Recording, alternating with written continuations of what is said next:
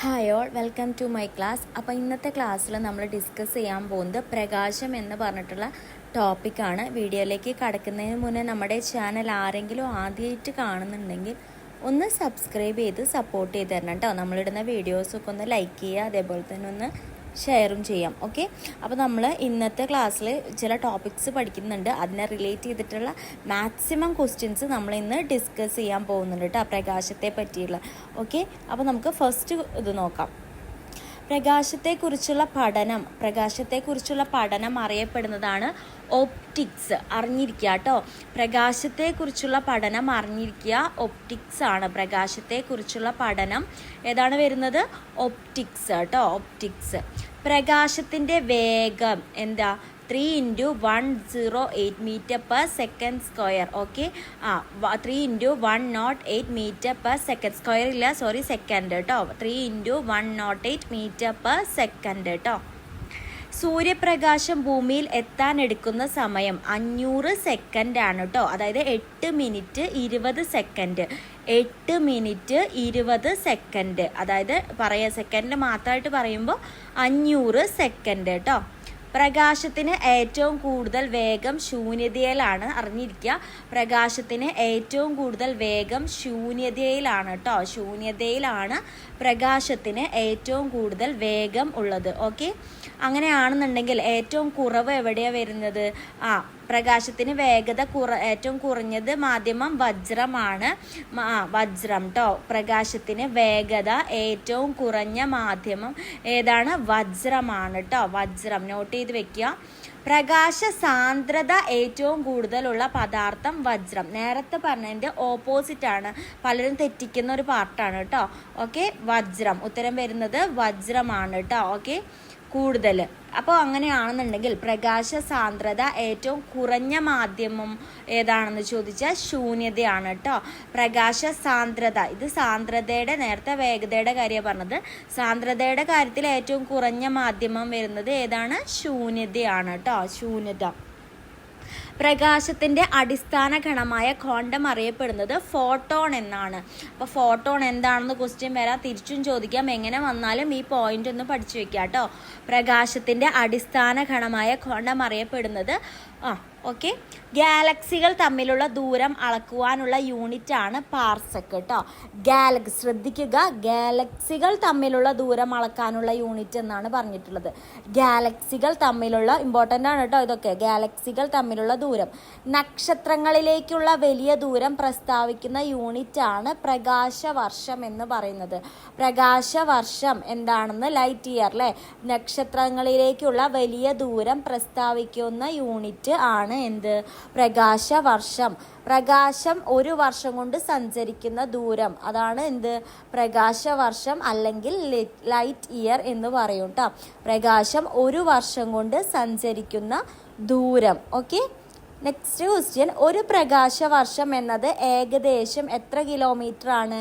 9.46 × 1012 അല്ലേ. ഓക്കെ, അത്രയും കിലോമീറ്റർ ആണ് കേട്ടോ. ഒരു പ്രകാശവർഷം എത്ര കിലോമീറ്റർ ആണെന്ന് അറിഞ്ഞിരിക്കുക. സൂര്യനും ഗ്രഹങ്ങളും തമ്മിലുള്ള അകലം അളക്കുവാനായി ഉപയോഗിക്കുന്ന യൂണിറ്റ് ആണ് ആസ്ട്രോണമിക്കൽ യൂണിറ്റ്. AU എന്ന് നൊട്ടേറ്റ് ചെയ്യും കേട്ടോ. സൂര്യനും ഗ്രഹങ്ങളും തമ്മിൽ, നേരത്തെ നമ്മൾ പറഞ്ഞത് ഗാലക്സികൾ തമ്മിലാണ്, ഇപ്പോൾ സൂര്യനും. അപ്പോൾ 1 AU, അതാ 1 ആസ്ട്രോണമിക്കൽ യൂണിറ്റ് എന്ന് പറയുന്നത് എത്ര കിലോമീറ്റർ ആണ്? 15 കോടി കിലോമീറ്റർ ആണ് 1 AU എന്നുള്ളത്. അറിഞ്ഞിരിക്കുക, വേർതിരിവുകൾ അറിഞ്ഞിരിക്കുക കേട്ടോ. 1 AU എന്നുള്ളത് എത്ര കിലോമീറ്റർ ആണെന്ന് അറിഞ്ഞിരിക്കുക. ഒരു പാർ സെക്കൻഡ് എന്നുള്ളത് എത്ര പ്രകാശവർഷമാണ്? 3.26 പ്രകാശവർഷം കേട്ടോ.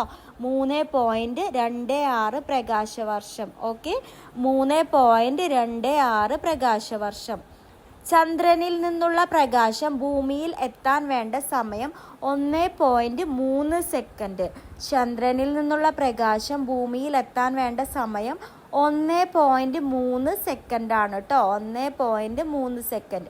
ദൃശ്യപ്രകാശത്തിൻ്റെ ഘടകവർണ്ണങ്ങൾ ഏതൊക്കെയാണെന്ന് ചോദിച്ചാൽ വയലറ്റ്, ഇൻഡിഗോ, നീല, പച്ച, മഞ്ഞ, ഓറഞ്ച്, ചുവപ്പ്. ഏതൊക്കെയാ നിറങ്ങളെന്ന് നോട്ട് ചെയ്ത് വെക്കുക കേട്ടോ. ദൃശ്യപ്രകാശത്തിൻ്റെ ഘടകവർണ്ണങ്ങൾ. തരംഗദൈർഘ്യം കൂടിയ നിറം, ശ്രദ്ധിക്കുക, തരംഗദൈർഘ്യം കൂടിയ നിറമാണ് ചോദിച്ചിട്ടുള്ളത്. ഉത്തരം വരുന്നത് ചുവപ്പാണ് കേട്ടോ. തരംഗദൈർഘ്യം എന്നാണ് ക്വസ്റ്റ്യൻ. ഓക്കെ, അപ്പോൾ ഉത്തരം വരുന്നത് ചുവപ്പ് എന്നാണ്. ഓക്കെ, അങ്ങനെയാണെങ്കിൽ തരംഗദൈർഘ്യം കുറഞ്ഞ നിറം ഏതാണ്? വയലറ്റ് ആണ്. ഇതൊക്കെ ഇമ്പോർട്ടൻ്റ് ആണ്. തരംഗദൈർഘ്യം കുറഞ്ഞ നിറം ഏതാണ്? വയലറ്റ് കേട്ടോ. തരംഗദൈർഘ്യം കുറഞ്ഞ നിറം വയലറ്റ്. തരംഗദൈർഘ്യം കുറഞ്ഞ നിറം വയലറ്റ് കേട്ടോ, വയലറ്റ്. ആവൃത്തി കൂടിയ നിറം, ആവൃത്തി കൂടിയ നിറം വയലറ്റ്. നേരത്തെ പറഞ്ഞതിൻ്റെ ഓപ്പോസിറ്റ്, ആവൃത്തി കൂടിയ നിറം വയലറ്റ്. അങ്ങനെയാണെന്നുണ്ടെങ്കിൽ കുറഞ്ഞത് ഏതായിരിക്കും? ആവൃത്തി കുറഞ്ഞ നിറം ഏതായിരിക്കും? ആവൃത്തി കുറഞ്ഞ നിറം ഏതാ? ചുവപ്പ്. ആവൃത്തി കുറഞ്ഞ നിറം വരുന്നത് ചുവപ്പാണ് കേട്ടോ. ആവൃത്തി കുറഞ്ഞ നിറം വരുന്നത് ചുവപ്പാണ്. നോട്ട് ചെയ്ത് വെക്കുക, അങ്ങോട്ടും ഇങ്ങോട്ടും തെറ്റിക്കാണ്ട്. തരംഗദൈർഘ്യം, അതുപോലെ ഇപ്പോൾ പറയുന്നത് ആവൃത്തി എന്ന് പറഞ്ഞിട്ടുള്ളതാണ് കേട്ടോ. ഓക്കെ, നെക്സ്റ്റ്, എല്ലാ നിറങ്ങളെയും പ്രതിഫലിക്കുന്ന നിറം ഏതാ? പ്രതിഫലിപ്പിക്കുന്ന നിറം വെള്ളയാണ് കേട്ടോ. എല്ലാ നിറങ്ങളെയും പ്രതിഫലിപ്പിക്കുന്ന നിറം ഏതാണെന്ന് ചോദ്യം വന്നാൽ ഉത്തരം വരുന്നത് ഏതാണ്? വെള്ള. വെള്ള. എല്ലാ നിറങ്ങളെയും പ്രതിഫലിപ്പിക്കുന്ന നിറം വെള്ള. എല്ലാ നിറങ്ങളെയും ആഗിരണം ചെയ്യുന്ന നിറം എന്നാണ് ക്വസ്റ്റ്യൻ എന്നെങ്കിൽ ഉത്തരം വരുന്നത് കറുപ്പാണ് കേട്ടോ. എല്ലാ നിറങ്ങളെയും ആഗിരണം ചെയ്യുന്ന നിറം ഏതാണെന്ന് ചോദിച്ചാൽ ഉത്തരം വരുന്നത് കറുപ്പാണ്. എല്ലാ നിറങ്ങളെയും ആഗിരണം ചെയ്യുന്ന നിറം ഏതാന്ന് ക്വസ്റ്റ്യൻ വന്നാൽ ഉത്തരം വരുന്നത് എന്താണ്? കറുപ്പാണ് കേട്ടോ.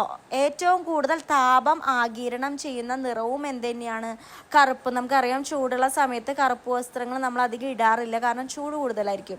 ഏറ്റവും കുറച്ച് താപം ആഗിരണം ചെയ്യുന്ന നിറം വെള്ള. ഏറ്റവും കുറച്ച് താപം ആഗിരണം ചെയ്യുന്ന നിറം വെള്ളയാണ് കേട്ടോ. ഏറ്റവും കുറച്ച് താപം ആഗിരണം ചെയ്യുന്ന നിറം വരുന്നത് വെള്ള. വെള്ള നോക്കി വെക്കുക കേട്ടോ. ഏറ്റവും കൂടുതൽ വിസരണത്തിന് വിധേയമാകുന്ന നിറം വയലറ്റ് ആണ്. ശ്രദ്ധിക്കുക, വിസരണത്തിന് വിധേയമാകുന്ന നിറം എന്നാണ് ക്വസ്റ്റ്യൻ ചോദിച്ചിട്ടുള്ളത്. അതും ഏറ്റവും കൂടുതൽ വിസരണത്തിന് വിധേയമാകുന്ന നിറം വയലറ്റ്. ഏറ്റവും കുറവ് വിസരണത്തിന് വിധേയമാകുന്ന നിറം ചോദിക്കുകയാണെന്നുണ്ടെങ്കിൽ ഉത്തരം വരുന്നത് എന്താണ്? ചുവപ്പ്. പഠിച്ചു വെക്കുക കേട്ടോ. ഏറ്റവും കുറവ് വിസരണത്തിന് വിധേയമാകുന്ന നിറം ഏതാണെന്ന് ചോദിച്ചു കഴിഞ്ഞാൽ വരുന്നത് ചുവപ്പാണ് കേട്ടോ. ചുവപ്പാണ് വരുന്നത് ഏറ്റവും കുറവ്. പെയിൻറ്റിൽ, അതായത് പിഗ്മെൻറ്റ്സ്, പ്രാഥമിക വർണ്ണങ്ങൾ ഏതൊക്കെയാണെന്ന് ചോദിച്ചു കഴിഞ്ഞാൽ ചുവപ്പ്, മഞ്ഞ, നീല. പ്രാഥമിക വർണ്ണങ്ങൾ ഏതൊക്കെയാണ്? ചുവപ്പ്, മഞ്ഞ, നീല. ചുവപ്പ്, മഞ്ഞ, നീല പെയിൻറ്റിലെ. ടെലിവിഷനിലെ പ്രാഥമിക വർണ്ണങ്ങൾ ഏതൊക്കെയാണെന്ന് ചോദിച്ചു കഴിഞ്ഞാൽ ടെലിവിഷൻ എന്നാണ്, ഇമ്പോർട്ടൻ്റ് ആണ്. പച്ച, നീല, ചുവപ്പ്. ഏതൊക്കെയാണ്? പച്ച, നീല, ചുവപ്പ് കേട്ടോ. ടെലിവിഷനിലെ പ്രാഥമിക വർണ്ണങ്ങൾ. ഓക്കെ, അച്ചടിയിലെ പ്രാഥമിക വർണ്ണങ്ങൾ ഏതൊക്കെയാണ്? സിയാൻ, മജന്ത, മഞ്ഞ, കറുപ്പ്. സിയാൻ, മജന്ത, മഞ്ഞ, കറുപ്പ്. അച്ചടിയിലെ പ്രാഥമിക വർണ്ണങ്ങൾ. അല്ലാതെ മൂന്നും കൂടി, ഇപ്പോൾ മൂന്നും ഒരേപോലത്തെ ക്വസ്റ്റ്യനായി തെറ്റിക്കാണ്ട് പഠിക്കുക. രണ്ട് പ്രാഥമിക വർണ്ണങ്ങൾ ചേരുമ്പോഴാണ് ദ്വിതീയ വർണ്ണം ഉണ്ടാകുന്നത്. രണ്ട് പ്രാഥമിക വർണ്ണങ്ങൾ ചേരുമ്പോഴാണ് ഒരു ദ്വിതീയ വർണ്ണം ഉണ്ടാകുന്നത്. നമുക്കറിയാം അല്ലേ? ടെക്സ്റ്റ് ബുക്കിലൊക്കെ ഈ ഭാഗം നന്നായിട്ട് കൊടുത്തിട്ടുണ്ട് കേട്ടോ. പച്ചയും ചുവപ്പും ചേർന്നാൽ ഉണ്ടാകുന്ന ദ്വിതീയ വർണ്ണം ഏതാണ്? മഞ്ഞ. പച്ചയും ചുവപ്പും ചേർന്നാൽ ഉണ്ടാകുന്ന ദ്വിതീയ വർണ്ണം ഏതാണെന്ന് ചോദിച്ചാൽ ഉത്തരം വരുന്നത് ഏതാണ്? മഞ്ഞ കേട്ടോ. പച്ചയും ചുവപ്പും ചേർന്നാൽ ഉണ്ടാകുന്ന ദ്വിതീയ വർണ്ണം മഞ്ഞ. പച്ചയും നീലയും ചേർന്നാൽ ഉണ്ടാകുന്ന ദ്വിതീയ വർണ്ണം ഏതാണ്? സിയാൻ. പച്ചയും നീലയും ചേർന്നാൽ ഉണ്ടാകുന്ന ദ്വിതീയ വർണ്ണം ഏതാണ്? സിയാനാണ് കേട്ടോ. പച്ചയും നീലയും ചേർന്നാൽ ഉണ്ടാകുന്ന ദ്വിതീയ വർണ്ണം സിയാൻ. നീലയും ചുവപ്പും ചേർന്നാൽ ഉണ്ടാകുന്ന ദ്വിതീയ വർണ്ണം ഏതാന്ന് ചോദിച്ചാൽ ഏതാണ്? മജന്ത കേട്ടോ. നീലയും ചുവപ്പും ചേർന്നാൽ ഉണ്ടാകുന്ന ദ്വിതീയ വർണ്ണം ഏതാണെന്ന് ചോദിച്ചാൽ ഉത്തരം വരുന്നത് മജന്തയാണ് കേട്ടോ. പ്രകാശത്തിന് ഏറ്റവും കൂടുതൽ വേഗം ശൂന്യതയിലാണെന്ന് സഞ്ചരിക്കാൻ കണ്ടെത്തിയ ശാസ്ത്രജ്ഞൻ ആരാണ്? ലിയോൺ ഫുക്കാൾട്ട് കേട്ടോ. ഏറ്റവും കൂടുതൽ വേഗത എവിടെ? ശൂന്യതയിലാണെന്ന് കണ്ടെത്തിയ ശാസ്ത്രജ്ഞൻ്റെ പേര് നോട്ട് ചെയ്ത് വെക്കുക കേട്ടോ. പ്രകാശത്തേക്കാൾ വേഗത്തിൽ സഞ്ചരിക്കുന്ന ടാക്കിയോൺസ് കണ്ടെത്തിയ ശാസ്ത്രജ്ഞൻ ECG സുദർശനൻ. ECG സുദർശനാണ് എന്ത് കണ്ടെത്തിയത്? ടാക്കിയോൺസ് എന്താ? പ്രകാശത്തേക്കാൾ വേഗത്തിൽ സഞ്ചരിക്കുന്ന ഒന്നാണ് കേട്ടോ. വ്യത്യസ്ത മാധ്യമത്തിലൂടെ പ്രകാശം സഞ്ചരിക്കുന്നത് വ്യത്യസ്ത അളവിലായിരിക്കുമെന്ന് കണ്ടെത്തിയ ശാസ്ത്രജ്ഞനും ആരെന്നെയാണ്? Leon Foucault. അദ്ദേഹത്തെ പറ്റി 2 ക്വസ്റ്റ്യനായി നമ്മളിപ്പോൾ പഠിക്കുന്നു കേട്ടോ. Okay, Leon Foucault. Okay, note ചെയ്തെന്ന് ചോദിക്കുന്നു. നെക്സ്റ്റ്, പ്രകാശത്തിൻ്റെ തരംഗ സിദ്ധാന്തം കണ്ടെത്തിയത് ക്രിസ്ത്യൻ ഹൈജൻസ് ആണ് കേട്ടോ. ക്രിസ്ത്യൻ ഹൈജൻസ് ആണ് പ്രകാശത്തിൻ്റെ തരംഗ സിദ്ധാന്തം കണ്ടെത്തിയത്. പ്രകാശത്തിൻ്റെ തരംഗ സിദ്ധാന്തം കണ്ടെത്തിയത് ക്രിസ്ത്യൻ ഹൈജൻസ് ആണ്.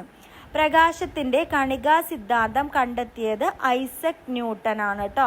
പ്രകാശത്തിൻ്റെ കണികാ സിദ്ധാന്തം കണ്ടെത്തിയത്, സയൻറ്റിസ്റ്റിൻ്റെ പേരൊന്നും തെറ്റിക്കാതെ പഠിക്കുക കേട്ടോ, ഐസക് ന്യൂട്ടൻ ആണ് പ്രകാശത്തിൻ്റെ കണികാ സിദ്ധാന്തം കണ്ടെത്തിയത്. ആദ്യമായി പ്രകാശത്തിൻ്റെ വേഗത കണക്കാക്കിയ ശാസ്ത്രജ്ഞൻ റോമറാണ് കേട്ടോ. ആദ്യമായി പ്രകാശത്തിൻ്റെ വേഗത കണക്കാക്കിയ ശാസ്ത്രജ്ഞൻ റോമറാണ്. ആദ്യമായി പ്രകാശത്തിൻ്റെ വേഗത. ഓക്കെ, പ്രകാശത്തിൻ്റെ വേഗത ഏതാണ്ട് കൃത്യമായി കണക്കാക്കിയ അമേരിക്കൻ ശാസ്ത്രജ്ഞൻ ആരാണെന്ന് ചോദിച്ചാൽ ആൽബർട്ട് എ മെക്കൻസൺ ആണ് കേട്ടോ. ഓക്കെ, പ്രകാശത്തിൻ്റെ വേഗത ഏതാണ്ട് കൃത്യമായി കണക്കാക്കിയ അമേരിക്കൻ ശാസ്ത്രജ്ഞൻ. ക്വാണ്ടം സിദ്ധാന്തം ആവിഷ്കരിച്ചത് ആരാണ്? മാക്സ് പ്ലാങ്ക് ആണ് കേട്ടോ. ക്വാണ്ടം സിദ്ധാന്തം ആവിഷ്കരിച്ചത് ആരാണ്? മാക്സ് പ്ലാങ്ക് ആണ് കേട്ടോ.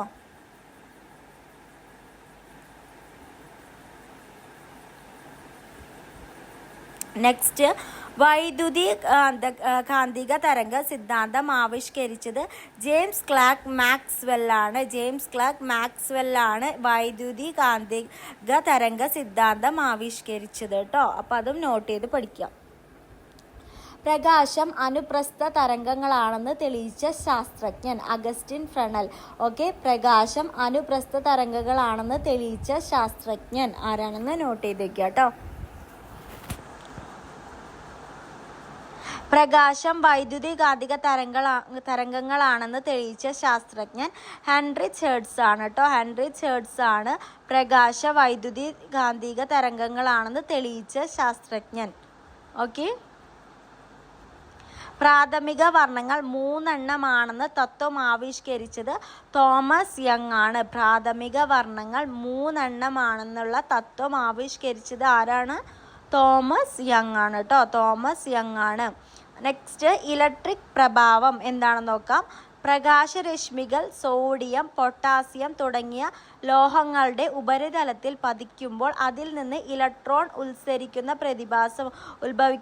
പ്രതിഭാസമാണ് എന്ത്? ഇലക്ട്രിക് പ്രഭാവം. ഓക്കെ, ഫോട്ടോ ഇലക്ട്രിക് പ്രഭാവം കണ്ടെത്തിയ ശാസ്ത്രജ്ഞൻ ഹെൻറിച്ച് ഹെർട്സ് ആണ്. ഫോട്ടോ ഇലക്ട്രിക് പ്രഭാവം കണ്ടെത്തിയ ശാസ്ത്രജ്ഞൻ കേട്ടോ. ഫോട്ടോ ഇലക്ട്രിക് പ്രഭാവം. ഓക്കെ, നെക്സ്റ്റ്, സോളാർ സെല്ലുകളുടെ പ്രവർത്തന തത്വം ഫോട്ടോ ഇലക്ട്രിക് പ്രഭാവം. സോളാർ സെല്ലുകളുടെ പ്രവർത്തന തത്വം ഫോട്ടോ ഇലക്ട്രിക് പ്രഭാവം. സോളാർ സെല്ലുകളുടെ പ്രവർത്തന തത്വം ഫോട്ടോ ഇലക്ട്രിക് പ്രഭാവമാണ്. ഇനി പ്രകീർണം, ഡിസ്പേർഷൻ എന്ന് നമ്മൾ പറയും കേട്ടോ. സമന്വത്ത വർണ്ണങ്ങളെ അതിൻ്റെ ഘടകവർണ്ണങ്ങളായി വേർതിരിയുന്ന പ്രതിഭാസമാണ് പ്രകീർണം. അപ്പോൾ പ്രകീർണം എന്താണെന്നറിയാം. അതുപോലെ ഡിസ്പേർഷൻ എന്താണെന്ന് നമ്മൾ അറിഞ്ഞിരിക്കുക കേട്ടോ. ഓക്കെ, സ്കാറ്ററിങ്ങും കാര്യങ്ങളും പഠിക്കാനുണ്ട്. മഴവില്ല് ഉണ്ടാകുന്നതിന് കാരണമായ പ്രകാശ പ്രതിഭാസമാണ് എന്ത്? ഡിസ്പേർഷൻ അഥവാ പ്രകീരണം. ഇങ്ങനെ ഓരോ അപ്ലിക്കേഷൻ മെത്തേഡ് വെച്ചിട്ട് ക്വസ്റ്റ്യൻസ് ചോദിക്കും.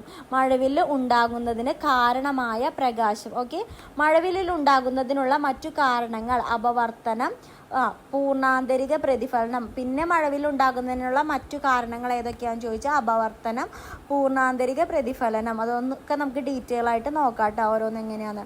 മഴവില്ലിലെ സപ്തവർണ്ണങ്ങളിൽ ഏറ്റവും അകത്തു കാണുന്ന നിറം ഏതാണ്?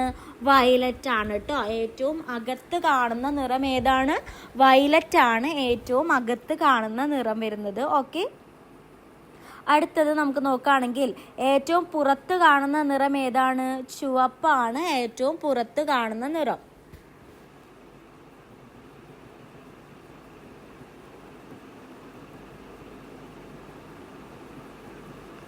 നെക്സ്റ്റ്, നമുക്ക് മഴവില്ലിലെ സപ്തവർണ്ണങ്ങളിൽ ഏറ്റവും നടുക്ക് കാണുന്ന നിറം ഏതാണെന്ന് ചോദിച്ചാൽ പച്ച. അകത്ത് കാണുന്നതും പുറത്ത് കാണുന്നതും നടുക്ക് കാണുന്ന നിറവും പഠിച്ചു വയ്ക്കുക കേട്ടോ. നടുക്ക് കാണുന്ന നിറം പച്ചയാണ് കേട്ടോ. നടുക്ക് കാണുന്ന നിറം പച്ച. മഴവില്ലിൻ്റെ ആകൃതി അർദ്ധവൃത്താകൃതിയാണ് മഴവില്ലിൻ്റെ ആകൃതി വരുന്നത്. അർദ്ധവൃത്താകൃതിയാണ് മഴവില്ലിൻ്റെ ആകൃതി വരുന്നത് കേട്ടോ.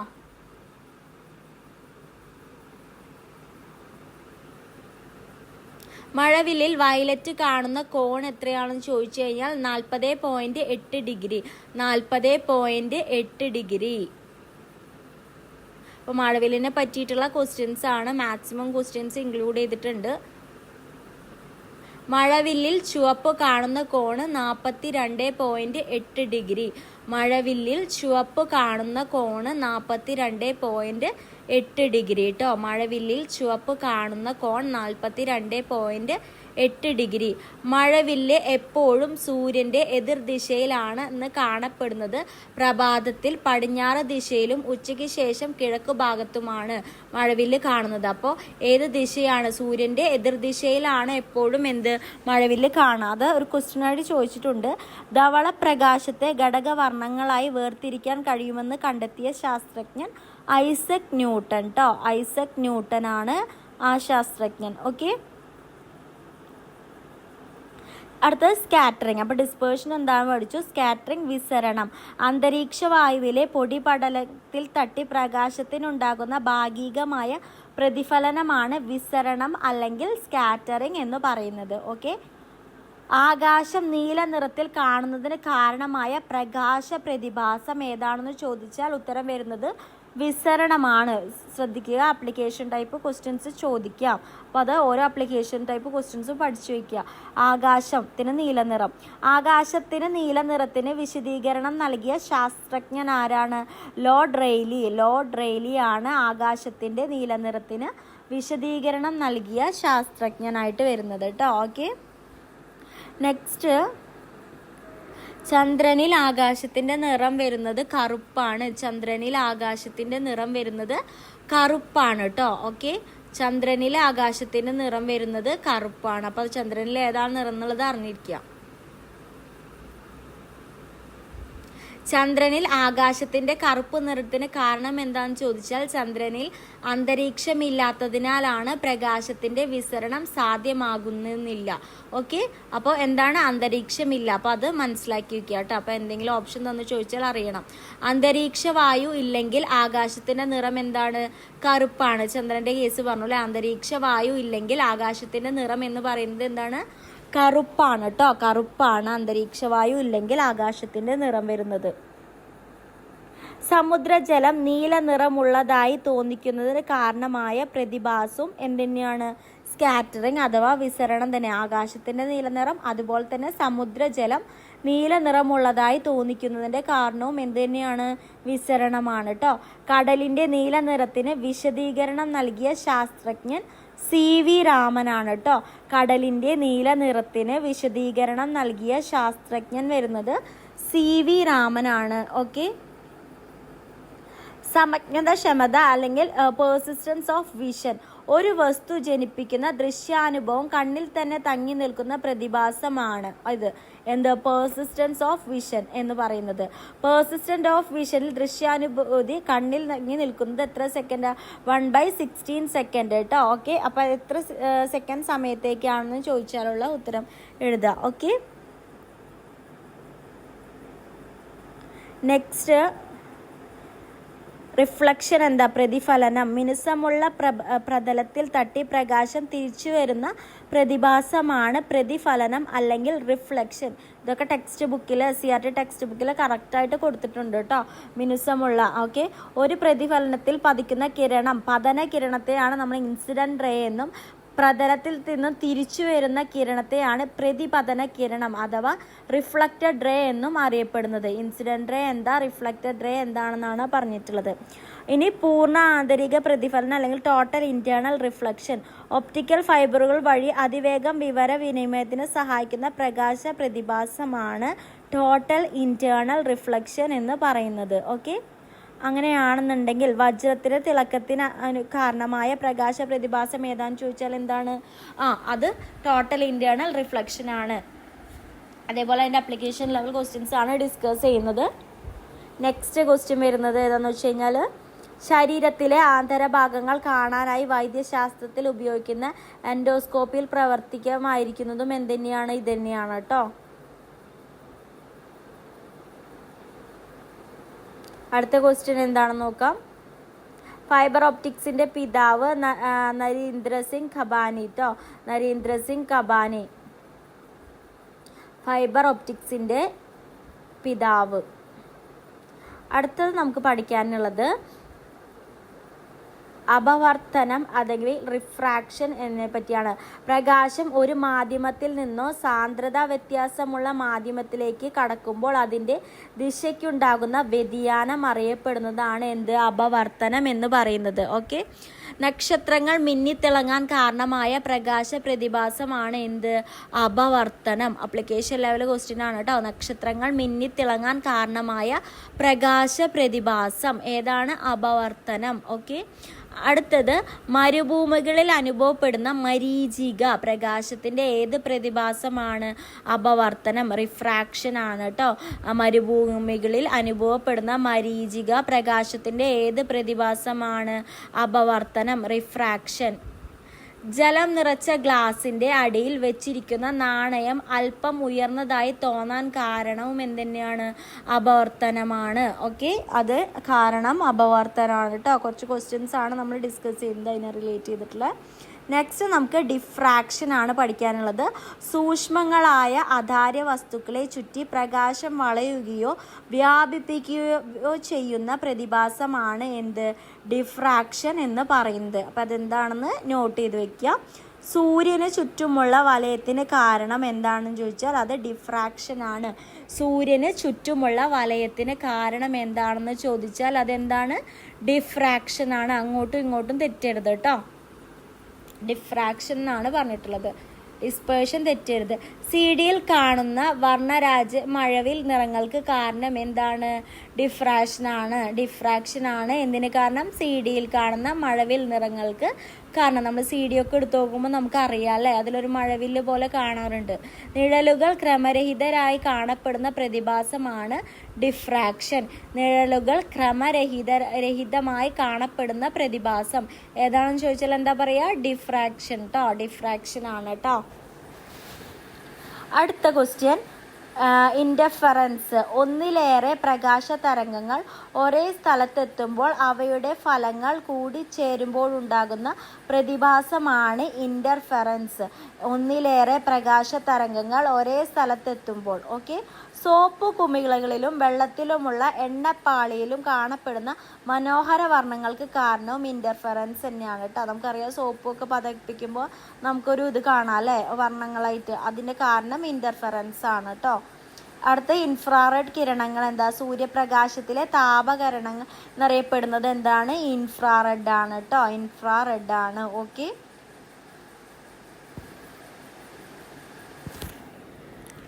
Next question. ഇൻഫ്രാറെഡ് കിരണങ്ങൾ കണ്ടെത്തിയ ശാസ്ത്രജ്ഞൻ വില്യം ഹെർഷൽ ആണ്.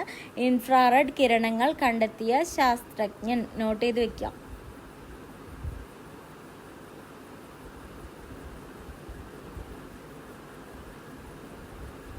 വിദൂര വസ്തുക്കളുടെ ഫോട്ടോ എടുക്കുന്നതിന് ഉപയോഗിക്കുന്ന പ്രകാശ കിരണങ്ങൾ ഇൻഫ്രാറെഡ് കിരണങ്ങളാണ്. വിദൂര വസ്തുക്കളുടെ ഫോട്ടോ എടുക്കുന്നതിന് ഉപയോഗിക്കുന്ന പ്രകാശ കിരണങ്ങളാണ് ഇൻഫ്രാറെഡ് കിരണങ്ങൾ. ഓക്കെ. വിസരണം കുറവായതിനാലാണ് ഇൻഫ്രാറെഡ് കിരണങ്ങൾ വിദൂര ഫോട്ടോഗ്രാഫിയിൽ ഉപയോഗിക്കുന്നത്. എന്തുകൊണ്ടാണ്? വിസരണം കുറവായതിനാലാണ് ഇൻഫ്രാറെഡ് കിരണങ്ങൾ വിദൂര ഫോട്ടോഗ്രാഫിയിൽ ഉപയോഗിക്കുന്നത്. അപ്പോൾ അതൊന്ന് നോട്ട് ചെയ്ത് വെക്കുക കേട്ടോ, ആ ഒരു പോയിന്റ്. പിന്നെ ടി വി റിമോട്ടിൽ ഉപയോഗിക്കുന്ന കിരണം ഏതാണെന്ന് ചോദിച്ചാലും ഇൻഫ്രാറെഡ് ആണ്. ടി വി റിമോട്ടിൽ ഉപയോഗിക്കുന്ന കിരണം ഇമ്പോർട്ടൻ്റ് ആയിട്ടുള്ള ഒരു ക്വസ്റ്റ്യൻ ആണ്. ഏതാണ്? ഇൻഫ്രാറെഡ് കേട്ടോ. ടി വി റിമോട്ടിൽ ഉപയോഗിക്കുന്ന കിരണം ഏതാണെന്ന് ചോദിച്ചാൽ ഇൻഫ്രാറെഡ് ആണ് കേട്ടോ. രാത്രികാലങ്ങളിൽ സൈനികർ ഉപയോഗിക്കുന്ന കണ്ണടയിൽ ഉപയോഗിക്കുന്ന കിരണം ഇൻഫ്രാറെഡ്. രാത്രികാലങ്ങളിൽ സൈനികർ ഉപയോഗിക്കുന്ന കണ്ണടയിൽ ഉപയോഗിക്കുന്ന കിരണം ഇൻഫ്രാറെഡ്. അൾട്രാവയലറ്റ് കിരണങ്ങൾ സൂര്യാഘാതം സൺബേൺ ഉണ്ടാകുവാൻ കാരണമാകുന്ന കിരണം അൾട്രാവയലറ്റ് ആണ്. സൂര്യാഘാതം സൺബേൺ ഉണ്ടാകുവാൻ കാരണമാകുന്ന കിരണം ഏതാണ്? അൾട്രാവയലറ്റ് ആണ് കേട്ടോ. അൾട്രാവയലറ്റ് ആണ്. നെയ്യിലെ മായം തിരിച്ചറിയുവാൻ ഉപയോഗിക്കുന്ന കിരണം അൾട്രാവയലറ്റ് ആണ്. നെയ്യിലെ മായം തിരിച്ചറിയുവാൻ ഉപയോഗിക്കുന്ന കിരണം അൾട്രാവയലറ്റ് ആണ് കേട്ടോ.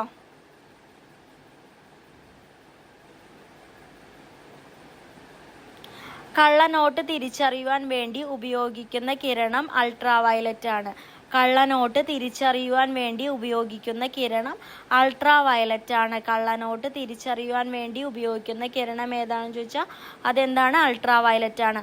സൂര്യനിൽ നിന്നുമുള്ള അൾട്രാവയലറ്റ് കിരണങ്ങളെ ആഗിരണം ചെയ്യുന്ന അന്തരീക്ഷ വായുവിലെ പാളിയാണ് ഓസോൺ പാളി. ഏതാണ് ഓസോൺ പാളി എന്നുള്ളത് നോട്ട് ചെയ്ത് വെക്കുക. ഓസോൺ പാളി എന്താണെന്നുള്ളതാണ് നമ്മൾ പറഞ്ഞു പോകുന്നത് കേട്ടോ. ഓക്കെ. ഓസോണിന്റെ നിറം ഇളം നീല. ഓസോണിന്റെ നിറം എന്താണെന്ന് അറിഞ്ഞിരിക്കുക, ഇളം നീല.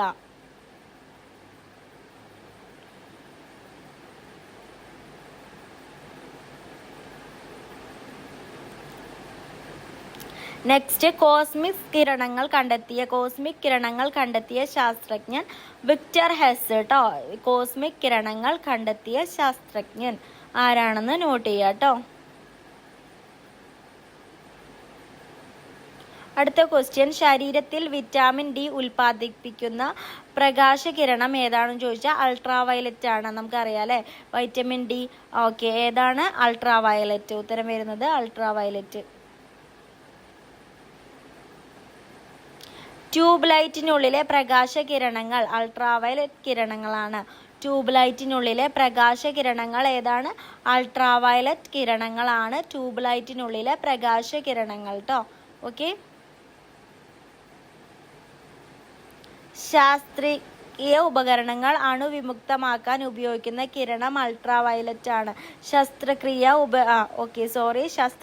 ഉപകരണങ്ങൾ അണുവിമുക്തമാക്കാൻ ഉപയോഗിക്കുന്ന കിരണം ഏതാണെന്ന് ചോദിച്ചാൽ അൾട്രാവയലറ്റ് ആണ് കേട്ടോ. ലേസർ കിരണങ്ങൾ. ലേസർ എന്നത് light amplification by stimulated emission of radiation എന്നാണ്. അപ്പോൾ അത് എന്താണെന്ന്, ലേസർ എന്താണെന്നുള്ളത് പഠിച്ചു വയ്ക്കുക.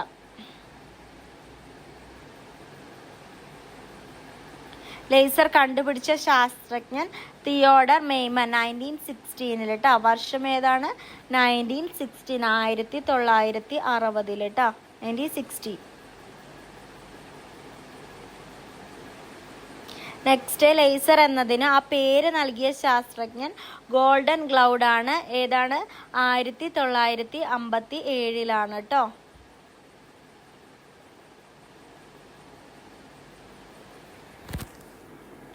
നെക്സ്റ്റ് ക്വസ്റ്റ്യൻ, ക്യാൻസർ ചികിത്സയ്ക്ക് ലേസർ ക്വസ്റ്റ്യൻ അല്ല, ഒരു പോയിന്റ് ആണ്. ക്യാൻസർ ചികിത്സയിൽ നമ്മൾ എന്ത് ഉപയോഗിക്കുന്നുണ്ട്? ലേസർ ഉപയോഗിക്കുന്നുണ്ട്. അതുപോലെ ക്യാൻസർ ചികിത്സയിൽ എന്ത് ഉപയോഗിക്കുന്നുണ്ട്? ലേസർ ഉപയോഗിക്കുന്നുണ്ട് കേട്ടോ. ക്യാൻസർ ചികിത്സയിൽ ലേസർ ഉപയോഗിക്കുന്നുണ്ട്. പിന്നെ നമുക്ക് പറയാനുള്ളത്, ഏറ്റവും കടുപ്പമുള്ള വസ്തുക്കളെ മുറിക്കാൻ കഴിവുള്ള രശ്മിയാണ് എന്ത്? ലേസർ കേട്ടോ. ഏറ്റവും കടുപ്പമുള്ള വസ്തുക്കളെ മുറിക്കാൻ കഴിവുള്ള രശ്മിയാണ് ലേസർ.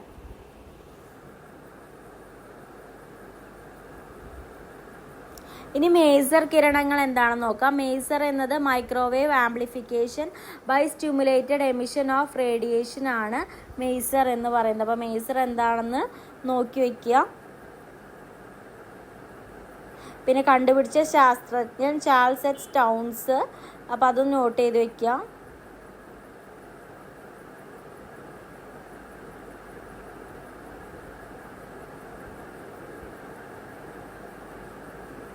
അടുത്ത റഡാർ എന്താണെന്ന് നോക്കാം. റഡാർ എന്ന് പറഞ്ഞാൽ റേഡിയോ ഡിറ്റക്ഷൻ ആണ് and ranging. Radio detection and ranging കേട്ടോ. Radar radio detection and ranging. പ്രകാശത്തിൻ്റെ തീവ്രത പ്രകാശ തരംഗത്തിൻ്റെ എന്തിനെ ആശ്രയിച്ചിരിക്കുന്ന ഒരു ക്വസ്റ്റ്യൻ വരികയാണെങ്കിൽ എന്തിനെയാണ്? ആംപ്ലിറ്റ്യൂഡിനെ ആശ്രയിച്ചിട്ടാണ് കേട്ടോ ഇരിക്കുന്നത്. പ്രകാശത്തിൻ്റെ തീവ്രത പ്രകാശ തരംഗത്തിൻ്റെ ആംപ്ലിറ്റ്യൂഡിനെ ആശ്രയിച്ചിരിക്കുന്ന ഒരു പ്രീവിയസ് ഇയർ ക്വസ്റ്റ്യൻ. ഓക്കെ. പ്രകാശത്തിൻ്റെ തീവ്രത അഥവാ ലൂമിനസ് ഇൻറ്റൻസിറ്റിയുടെ യൂണിറ്റ് എന്താണെന്ന് ചോദിച്ചാൽ കാൻഡല. ഞാൻ പറഞ്ഞ പോലെ എല്ലാത്തിനും യൂണിറ്റ് അറിഞ്ഞിരിക്കണം കേട്ടോ. കാൻഡല.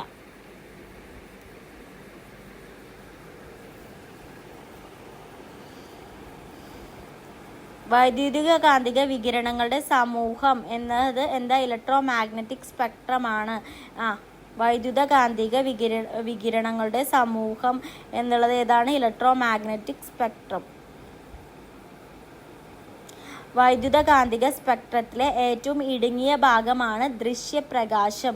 ഇടുങ്ങിയ ഭാഗം ഏതാണ്? ദൃശ്യപ്രകാശമാണ് കേട്ടോ. ദൃശ്യപ്രകാശമാണ് ഏറ്റവും ഇടുങ്ങിയ ഭാഗം. ഓക്കെ. ദൃശ്യപ്രകാശത്തിൻ്റെ തരംഗ ദൈർഘ്യം എന്ന് പറയുന്നത് 400 to 700 നാനോമീറ്റർ ആണ്. 400 to 700 നാനോമീറ്റർ ആണ് കേട്ടോ ദൃശ്യപ്രകാശത്തിൻ്റെ തരംഗ ദൈർഘ്യം എന്ന് പറയുന്നത്. തരംഗ ദൈർഘ്യം കുറഞ്ഞ വികിരണങ്ങളെ ആഗിരണം ചെയ്ത് തരംഗ ദൈർഘ്യം കൂടിയ ദൃശ്യപ്രകാശം ഉത്സർജിക്കുന്ന സ്വഭാവ വസ്തുക്കളെ ഫ്ലൂറസെന്റുകൾ എന്ന് വിളിക്കുന്നു. അപ്പോൾ ഫ്ലൂറസെന്റ് എന്താണെന്നാണ് നമ്മൾ പറയുന്നത്. ഓക്കെ, ഫ്ലൂറസെന്റുകൾ എന്ന് വിളിക്കുന്നു.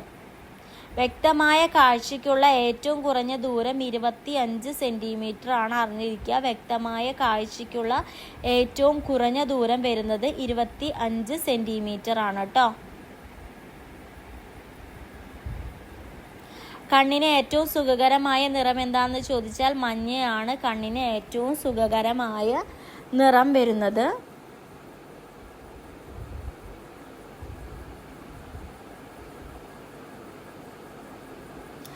സയന്റിഫിക് ലബോറട്ടറികളിൽ അപകടത്തെ സൂചിപ്പിക്കുന്നതിന് വേണ്ടി ഉപയോഗിക്കുന്ന നിറം ഏതാണ്?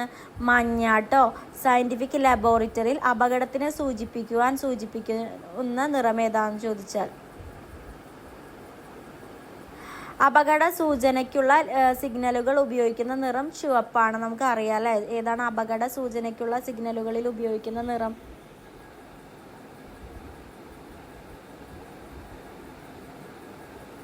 അടുത്ത ക്വസ്റ്റ്യൻ, പ്രാഥമിക വർണ്ണങ്ങൾ പ്രൈമറി കളേഴ്സ് എന്നാണ് പറയുക. പച്ച, നീല, ചുവപ്പ്.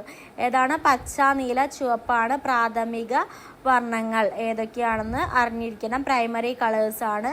അങ്ങനെയാണെന്നുണ്ടെങ്കിൽ സെക്കൻഡറി കളേഴ്സ് എന്താണെന്നും അറിഞ്ഞിരിക്കണം. അതിനെന്താ പറയുക? ദ്വിതീയ വർണ്ണങ്ങൾ. ഏതൊക്കെയാ? മഞ്ഞ, മജന്ത, സിയാൻ. ഓക്കെ.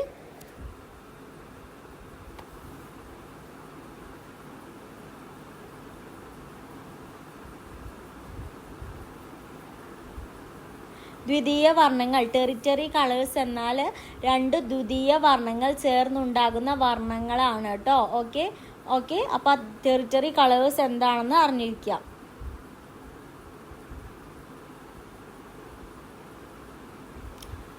പൂരക വർണ്ണങ്ങൾ, കോംപ്ലിമെന്ററി കളേഴ്സ് എന്ന് പറഞ്ഞാൽ ധവളപ്രകാശം ലഭിക്കാനായി കൂട്ടച്ചേർക്കപ്പെടുന്ന 2 വർണ്ണങ്ങളാണ് പൂരക വർണ്ണങ്ങൾ എന്ന് അറിയപ്പെടുന്നത്. ഓക്കെ.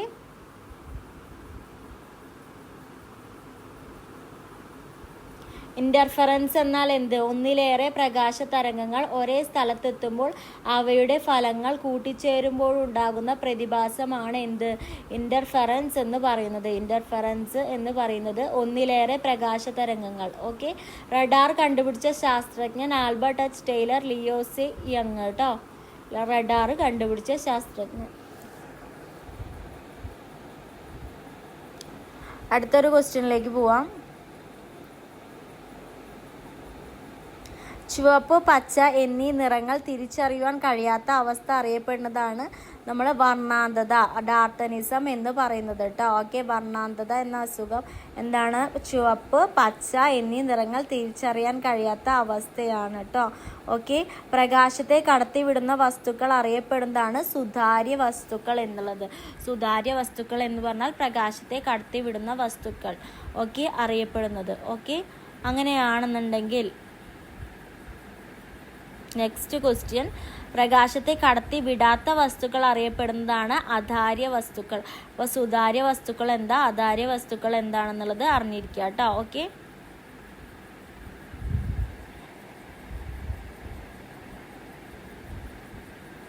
ഒരു ചുവന്ന പൂവ് നീലപ്രകാശത്തിൽ കാണപ്പെടുന്നത് കറുത്ത നിറത്തിലായിരിക്കും. ഒരു ചുവന്ന പൂവ് നീലപ്രകാശത്തിൽ കാണപ്പെടുന്നത് ഏത് നിറത്തിലായിരിക്കും? കറുത്ത നിറത്തിലായിരിക്കും കേട്ടോ. അപ്പം അതറിയുക. മഞ്ഞുള്ള പ്രദേശങ്ങളിൽ സഞ്ചരിക്കുന്ന മോട്ടോർ വാഹനങ്ങളുടെ ഹെഡ്ലൈറ്റുകളിൽ ഉപയോഗിക്കുന്ന നിറം ഏതാണെന്ന് ചോദിച്ചാൽ മഞ്ഞ. അപ്പം ശ്രദ്ധിക്കുക, പഠിച്ചു വയ്ക്കുക, എളുപ്പമാണ്. മഞ്ഞുള്ള പ്രദേശം നിറമേതാ? മഞ്ഞ കേട്ടോ. ഓക്കെ. ജലത്തിൽ താഴ്ത്തി വെച്ചിരിക്കുന്ന ഒരു കമ്പ് വളഞ്ഞതായി തോന്നുവാൻ കാരണം ആവർത്തനം കേട്ടോ. ഓക്കെ, ആവർത്തനമാണ് ജലത്തിൽ താഴ്ത്തി വെച്ചിരിക്കുന്ന ഒരു കമ്പ് വളഞ്ഞതായി തോന്നുവാൻ കാരണം. ഓക്കെ. നക്ഷത്രങ്ങളുടെ നിറം എന്തിനെ സൂചിപ്പിക്കുന്നത്? അവയുടെ താപനിലയാണ് നക്ഷത്രങ്ങളുടെ നിറം സൂചിപ്പിക്കുന്നത്. അവയുടെ താപനിലയാണ് നക്ഷത്രങ്ങളുടെ നിറം സൂചിപ്പിക്കുന്നത്.